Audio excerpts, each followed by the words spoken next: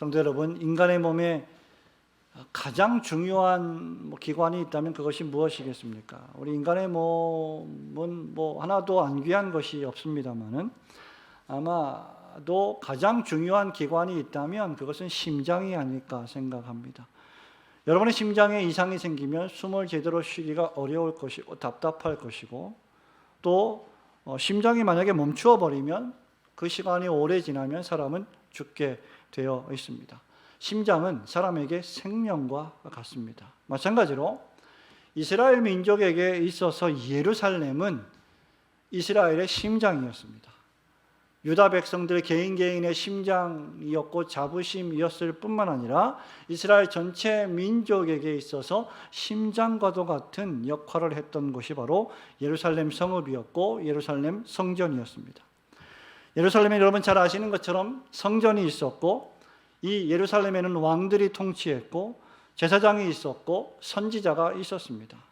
이 성에는 여호와의 율법, 하나님의 말씀이 살아 움직이고 그 말씀이 통치하고 있었습니다.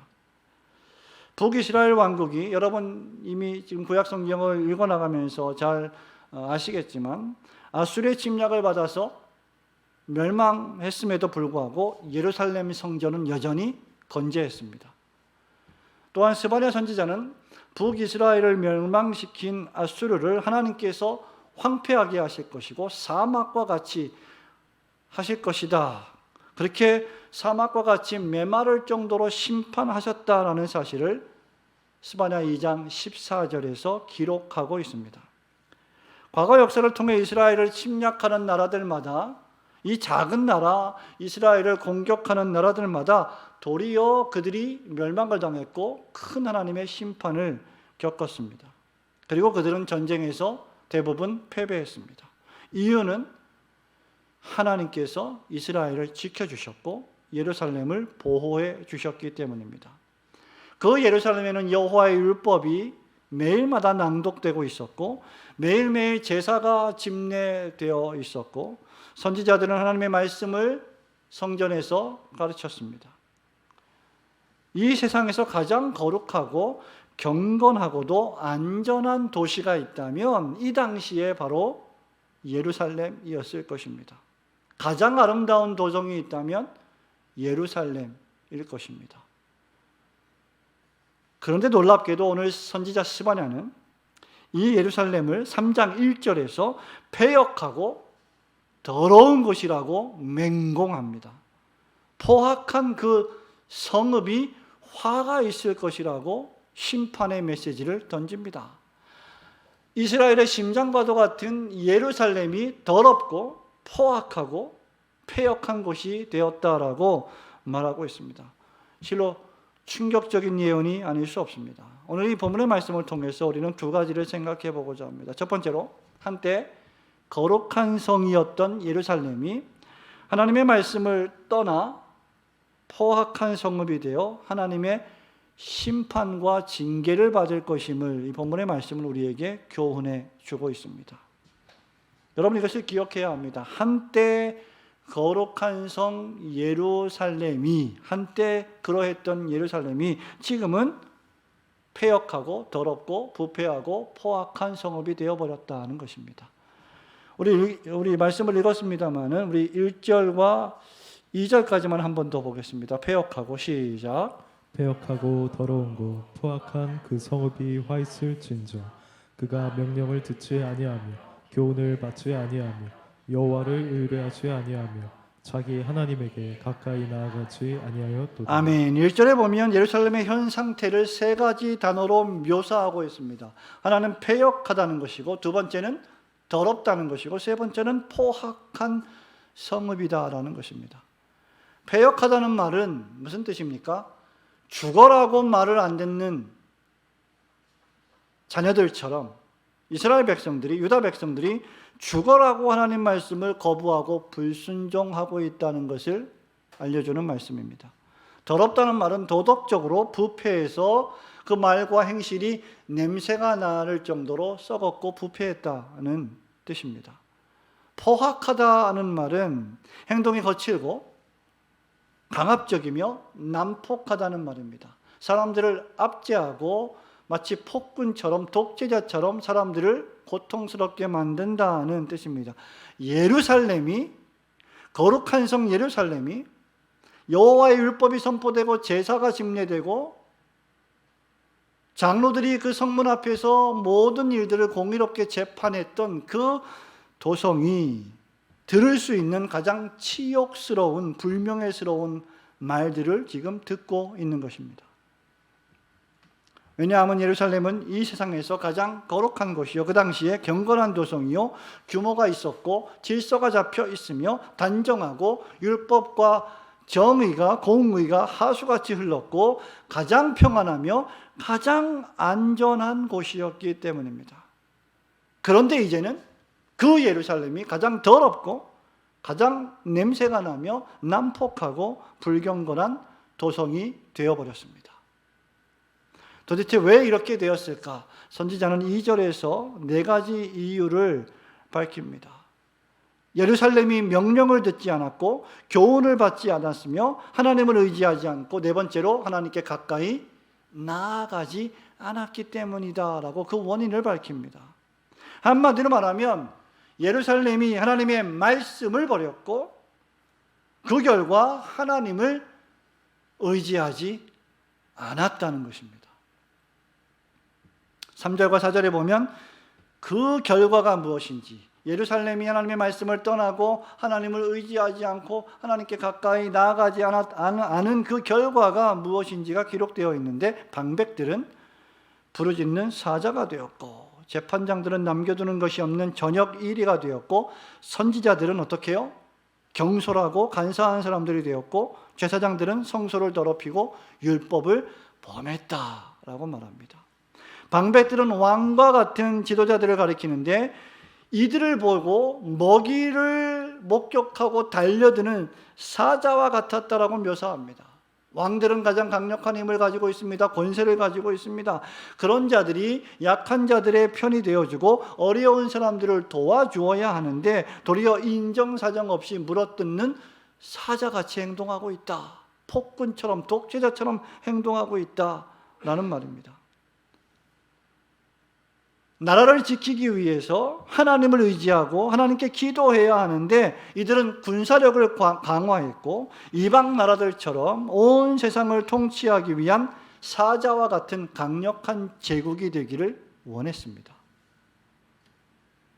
재판장들 역시 공평무사하게 판결해야 했고 특히 돌봄이 필요한 사회적 약자들과 여자들, 어린아이들 편에서 재판해야 하는데 본문의 말씀 뭐라고 말합니까? 도리어 굶주린 저녁 1위 때처럼 아무것도 먹지 못해서 지금 먹잇감들을 찾으려고 혈안이 되어 있는 1위 때처럼 걸려드는 모든 자들에게서 돈을 뜯어냈고 강한 자, 권력 있는 자들을 우위에서 재판했고 판결을 내렸습니다. 힘없고 연약한 자들은 재판에서 모두 다 져버리기 일쑤였습니다. 그들은 법대로 했다고 하지만 애초에 이 법들은 악한 법들이었고 또 이 법 위에 이러한 재판자들이 있었던 것입니다. 이런 자들을 책망하고 공의를 증거해야 할 선지자들은 한없이 가벼웠고 경박했으며 마치 오늘날의 개그맨이나 코미디언처럼 사람들을 웃기기를 좋아했고 사람들의 귀나 간지럽히고 한가롭게 농담이나 즐기며 여호와의 율법을 내팽개쳐 버렸습니다. 제사장들의 제사는 죄를 씻는 제사가 아니었고 그저 병든 제물들을 가져오는 자들을 눈 가리고 아웅하는 식의 제사를 드렸으며 제사를 드리면 드릴수록 성전은 도리어 더러워졌습니다. 이것이 스바냐 선지자의 당시 패역한 예루살렘의 고발입니다. 이 모든 일들은 결국 예루살렘이 하나님의 말씀을 떠났기 때문에 벌어진 일입니다. 예루살렘 성은 물리적인 군사력으로 지켜지는 성읍이 아니었습니다. 이스라엘은, 유다는 강한 군사력을 가졌다고 해서 전쟁에 승리하는 것이 아니었습니다. 이스라엘 백성은 숫자가 많아서 강해지는 나라도 아니었습니다. 이것은 우리가 구약 성경의 역사를 통해서 자주 발견하는 장면입니다. 예루살렘은 하나님께서 지켜주시는 나라였고 하나님의 말씀이 지켜주는 성읍이었습니다. 그런데 여러분, 하나님의 말씀대로 살려면, 하나님의 말씀을 지키려고 하면 거짓말을 해서는 안 되고, 하나님보다 군사력을 더 의지해서는 안 되고, 말과 병거를 의지해서는 안 되고, 군인들을 의지해서는 안 되고, 하나님의 말씀대로 살려면 재판도 강한 자, 권력 있는 사람들을 위해서 해서는 안 되고, 하나님의 말씀을 전하는 것도 자신의 야망을 채우기 위해서 해서는 안 되는 것이었습니다. 하나님의 말씀대로 살려면 사업을 하면서 사기를 쳐서는 안 되고, 게을러서도 안 되며, 육체적 쾌락에 자신의 삶을 방임하는 죄악된 삶을 살아서도 안 되는 것이었습니다. 그렇게 하나님 말씀대로 사는 게 그들에게는 번잡스럽고 거추장스러워졌던 겁니다. 힘들게 율법을 지키며 살아가는 것이 고통스럽게 느껴졌던 것입니다. 그들도 이방 나라들처럼 번쩍번쩍거리며 살고 싶었던 겁니다. 거대한 니느웨 성 같은 엄청난 성을 가지고 싶어 했던 것입니다. 이것이 바로 그들이 범한 죄입니다. 여러분, 2600년 전에 예루살렘은 오늘날 21세기에 어디입니까? 바로 교회입니다. 교회의 교인들입니다. 오늘날 마치 교회가 세상과 같이 되어버린 느낌을 지울 수가 없습니다. 아니, 세상보다 더 불순종하고 세상보다 더 질서 없고 부도덕하고 난폭한 곳이, 포악한 곳이 되어버렸습니다. 교회가 말씀을 버리고 하나님을 버리고 세상을 따라가고 있는 징후들이 여기저기서 보입니다. 교회에 사람들이 많이 모이기만 하면, 교회가 크기만 하면, 교회가 성장하기만 하면 그것이 곧 진리라고 생각하고 그것이 곧 힘이라고 생각합니다.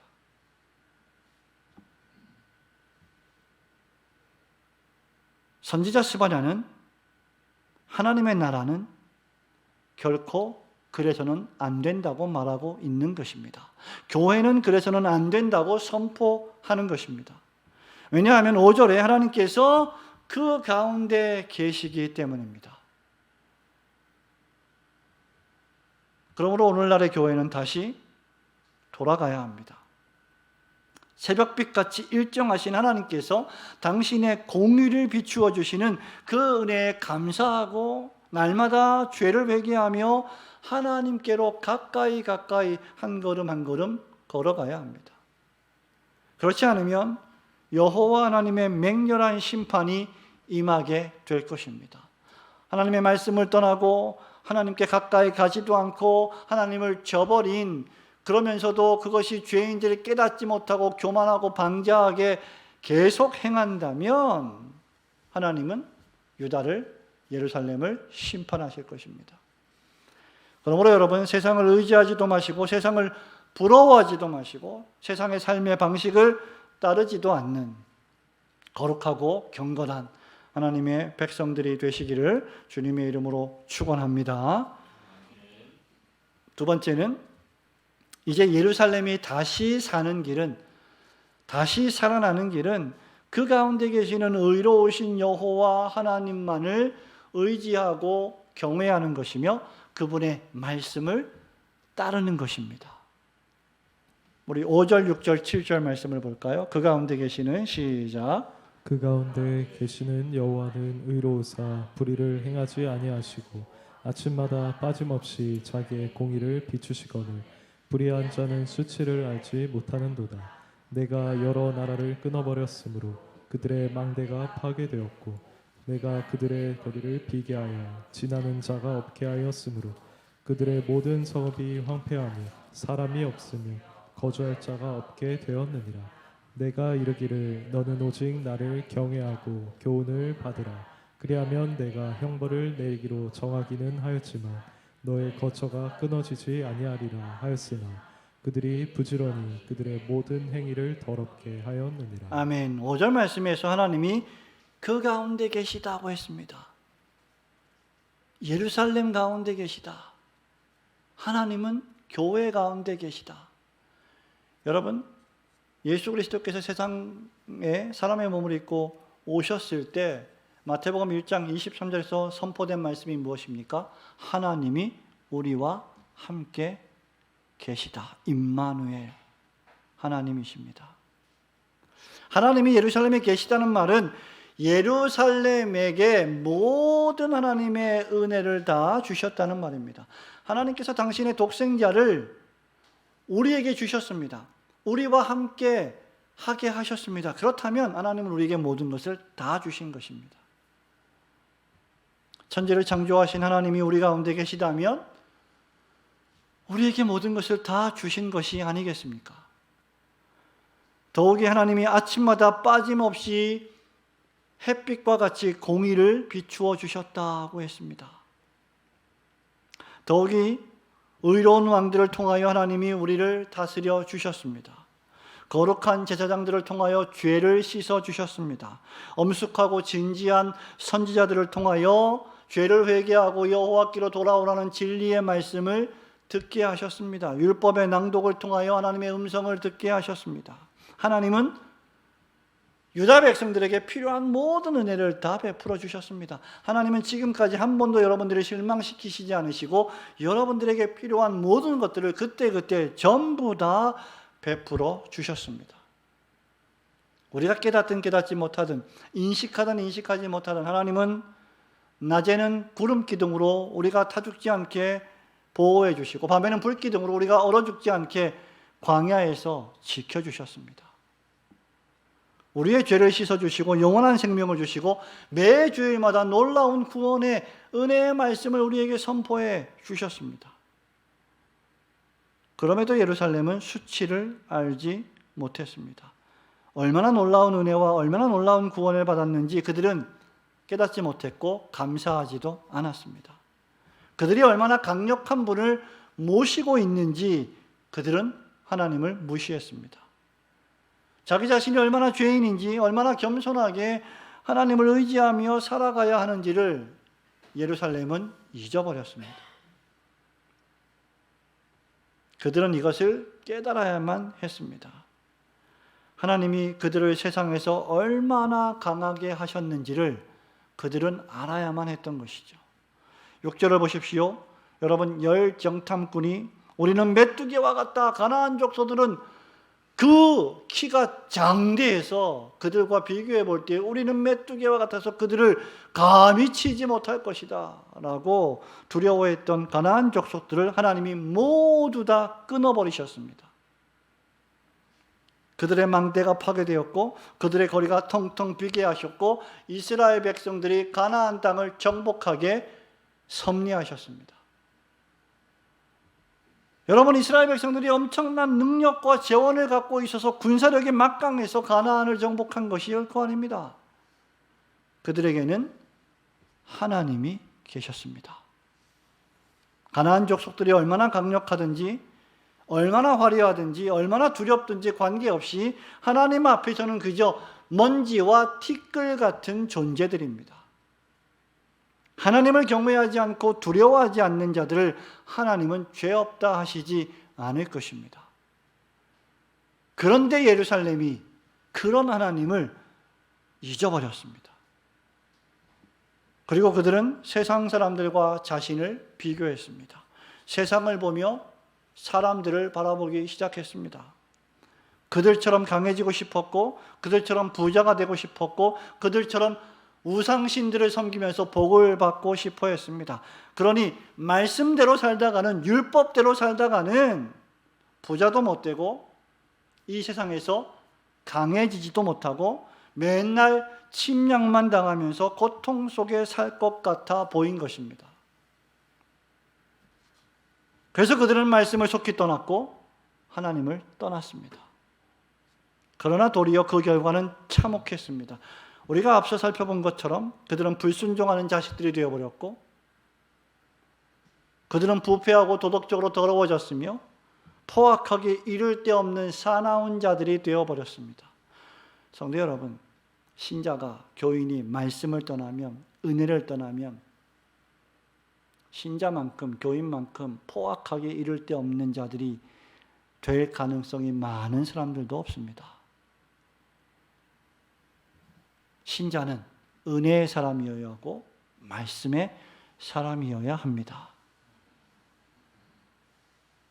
이제 곧 갈대아 지역에 살던 싸나운 갈대아인들인 바벨론 제국이 유다를 침략하여 예루살렘을 심판하고 그 성이 불타버리게 될 것입니다. 그리고 역사를 통해서 우리는 예루살렘 성이 불타버리고 바벨론으로 포로로 끌려간 것을 우리는 잘 알고 있습니다. 그러니 이제 유다와 예루살렘이 다시 살 수 있는 유일한 길은 단 하나밖에 없습니다. 다시 하나님의 말씀으로 돌아가는 것입니다. 아무것도 의지하지 않고 염려하지도 않고 걱정하지도 않고 오직 하나님만을 의지하며 바라보며 그 하나님을 예배하는 삶으로 돌이키는 것입니다.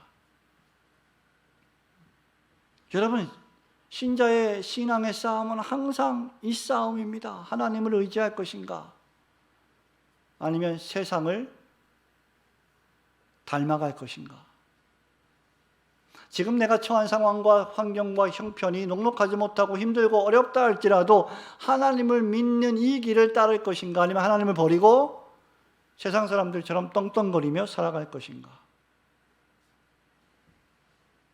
7절에서 선지자는 이렇게 권면합니다. 너는 오직 나를 경외하고 교훈을 받으라. 그리하면 내가 형벌을 내리기로 정하기는 하였지만 너의 거처가 끊어지지 아니하리라.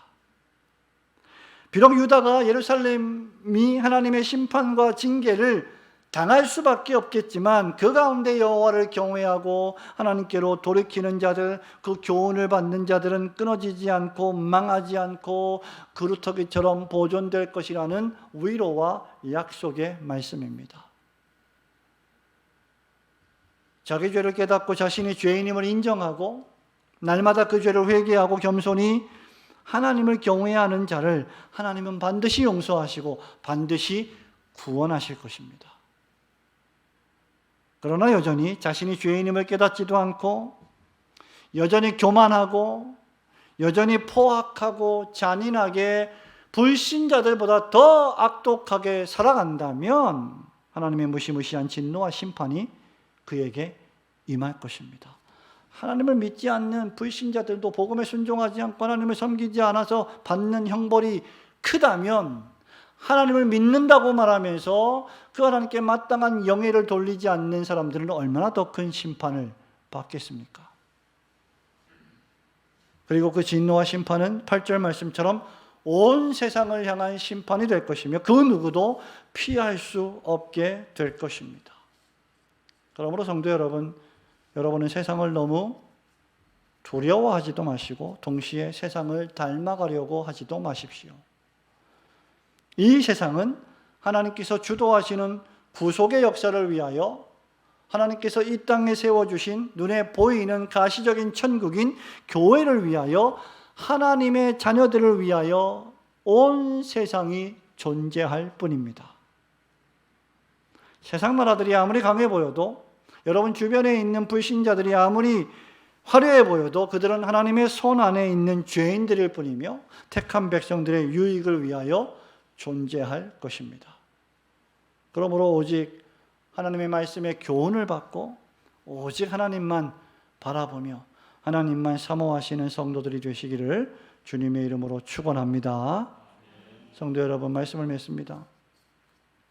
여러분 신앙생활하면서 하나님을 믿으면서 하나님을 섬기면서 절대로 세상에 있는 사람들과 여러분을 비교하지 마십시오. 그것처럼 그리스도인들이 비참하고 가엾은 모습도 없을 것입니다. 여러분이 천지의 주제이신 하나님의 자녀된 것을 감사하십시오. 하나님께서 주시는 일용할 양식에 만족하고 생명의 양식인 하나님의 말씀을 붙드십시오. 그 길만이 예루살렘이 진정으로 살 길이요 오늘날의 교회가 진정으로 살아날 수 있는 유일한 길입니다. 그 길만이 그리스도인 된 여러분이 살 길이요 여러분의 자녀들이 살 길입니다.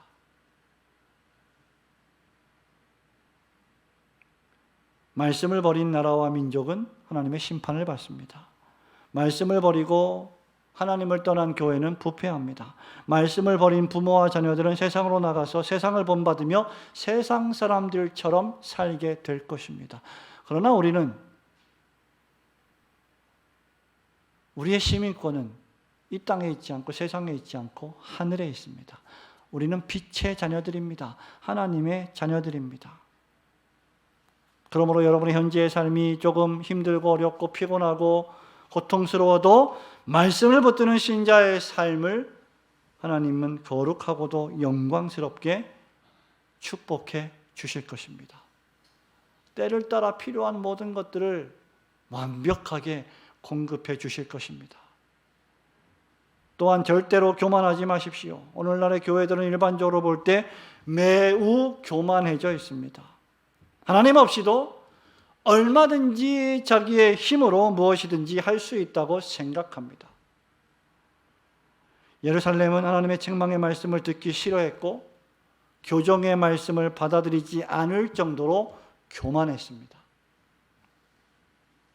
하나님께서 가장 미워하시는 것이 교만입니다.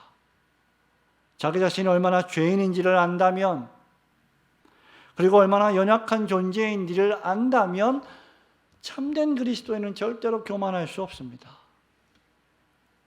그리고 하나님의 말씀에 귀 기울이지 않을 수 없을 것입니다.